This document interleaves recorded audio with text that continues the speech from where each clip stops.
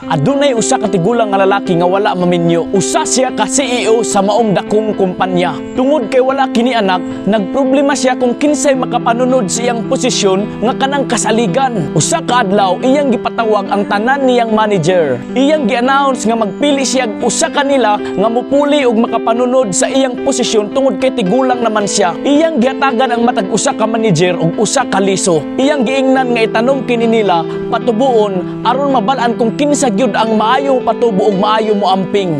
Nidagan ng usa ka bulan ang mga manager sige na silang tabi-tabi kung unsay improvement sa ilang mga tinanom. Ikaduha nga bulan, taas-taas na ang maong tanom ug daghan na ang mga dahon.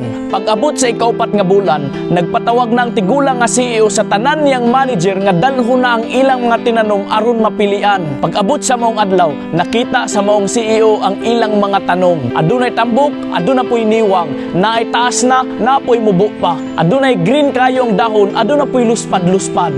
Adunay straight, aduna poy baliko, adunay daghan kayong sanga, naapoy wala ka sanga. Makasusubo adunay usa ka manager nga wala gyud katubo ang liso nga iyang gitanom. Ug ang CEO ni declare nga nag-ingon, na-appreciate na ko ang tanan ninyong effort, maayo gyud kayo mo mopadako ug moamping. Apan ang makapanunod sa akong posisyon ug kabtangan, mao ang manager nga wala katubo ang iyang tanom. Kay ang liso nga akong gihatag sa inyo sa una, luto to nga liso tanan. Ambot nga nung nitubo na ang inyong mga liso, sa kinabuhi kahimut-an gyud sa Ginoo kadtong honest. Dili siya malipay sa tawo nga niesenso sa minaro ug dinautan nga paagi. Padayon kay puhon imong maangkon ang ganti sa pagkamatinud-anon.